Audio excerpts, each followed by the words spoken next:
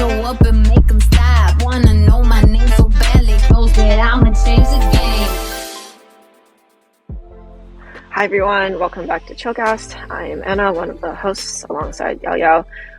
Today I'm very excited to have my friend Thomas join us. He is the founder of Exponent and would love to learn more about Exponent and share it with you guys.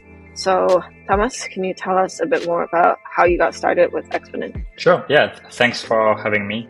We started working on Exponent earlier this year in March, even a bit before. It was right after all the airdrop farming that was happening on Solana. And so you would see lending rates going really high for like USDC, USDT, but be very volatile. And so you couldn't basically get predictable rates, and it was like a really not great UX for some usual like regular lenders that were just looking to earn some yield on their USDCs because they couldn't like predictable returns on that, and so they had to like monitor rates every day, move their positions to get the best returns.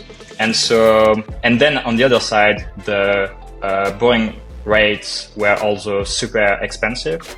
And so if you were looking to leverage, there was really no efficient way and cheap way for you to do it. So basically started talking to my friend at Squad, Val, which was working on tokenizing margin for acquisitions. Basically had this idea of trying to control borrowing rates. So how we could do this, because I came across a white paper, Prism, which was a protocol built on Terra. And from there, we started discussing about that, what we could do, which led to building on Exponent. So we did a bunch of research on how we could tokenize yields to enable people to basically get predictable yields, get more exposure to them, basically manage those rates in a better way. So we did a bunch of research on all the protocols who did that, like Element, Pendle, and from there started working on that on a small MVP. The Colosseum was happening, and so we decided to participate. And from there, the project grew to like a proper project instead of just like a simple MVP. We were at Squads at that time, so we decided to leave and focus on building Exponent. We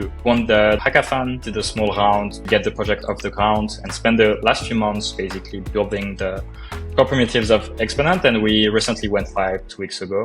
And so just to summarize what we're trying to do with Exponent here is enabling people to access fixed yields across Solana so they can get predictable returns across MarginFi, Camino, Drift, all those protocols. They can also trade yields if they want to hedge borrowing rates, if they want to get more exposure to them, so get leverage exposure to those rates with much better capital efficiency. And that's basically a small overview of Exponent and how we got started. I looked at the Exponent docs and spent like 2 hours looking at Pendle, Exponent, X, and still don't fully understand what you guys do. So I will follow up with it. It's not like a simple DEX protocol. We actually have like almost 3 protocols in one. Like we have an AMM, we have a yield stripping program, we have a tokenizing program. So there's a lot in the backend, so happy to do all of that. For sure. Can I understand this as, in the traditional TradFi comparison, it would be like a structured product, an interest rate swap, or interest rate, derivative? What you see in traditional finance is, they call that strips, where they basically strip treasury bonds into zero coupon bonds. So it's basically giving access to people to bonds that give a fixed return on those treasury bonds.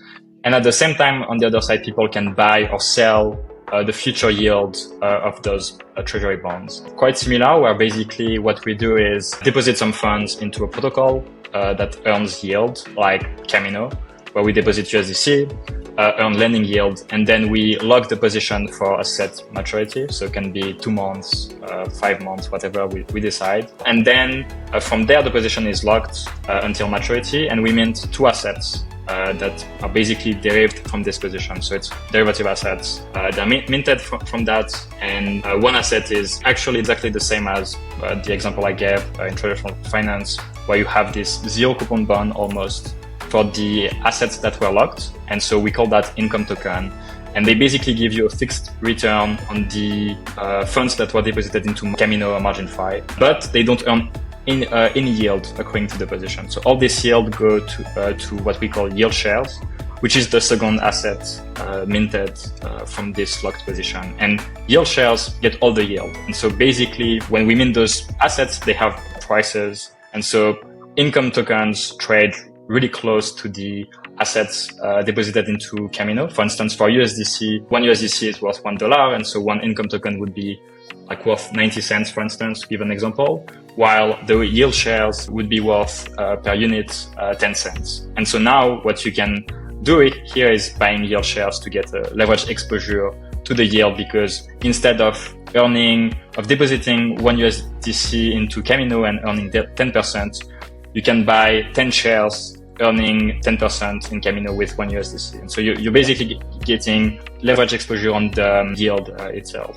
And so that's how it works. But to clarify, if the yield goes down, you are also leverage exposed to the shorts. So you wouldn't get liquidated. What will happen instead is, let's say you spent $1 to get those shares, and so you were expecting to make a return on those shares of 10% that will at maturity cover the initial cost you spent. So it's like an option. You can see that there's an option where you have this one-time cost where you buy this future yield. And so if you're right, you're going to make more than what you spent on this USDC. But if you're wrong, you're actually going to end up with less USDC at maturity, because all the yield you got was less than what you paid. So for instance, right now, let's say the implied yield, which is the rate priced by the market on Exponent, is 10%, and the underlying yield is 12%, you're like, oh, that's great. I'm making a great deal. I'm buying 10%,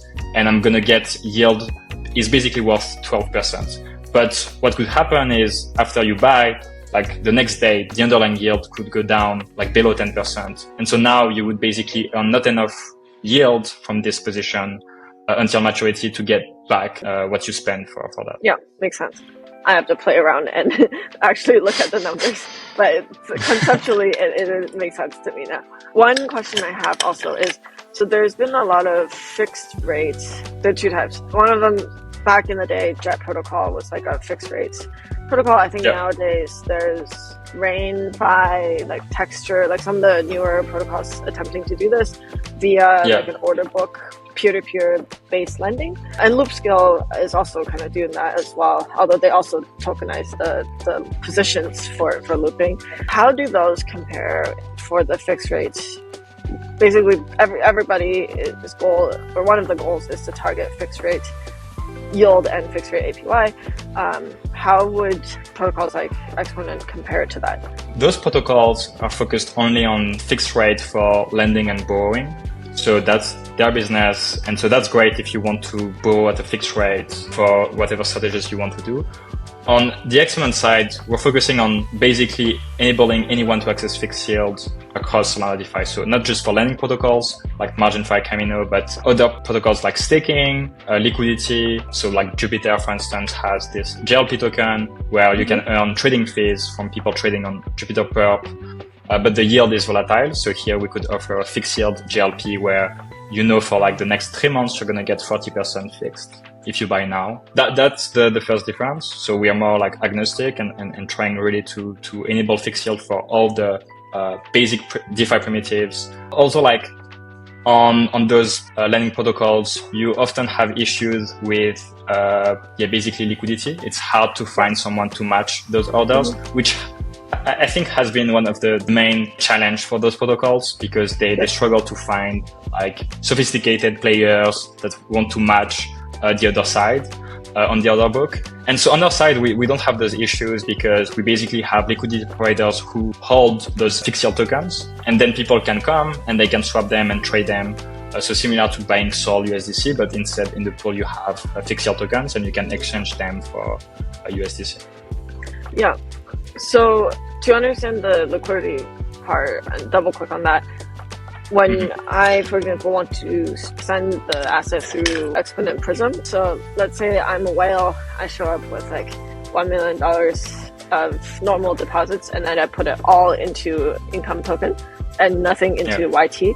somebody has to take the side of the trade of YT. So who is taking that side of the trade? So basically right now, so the first part of the question, the minting process is done through liquidity providers.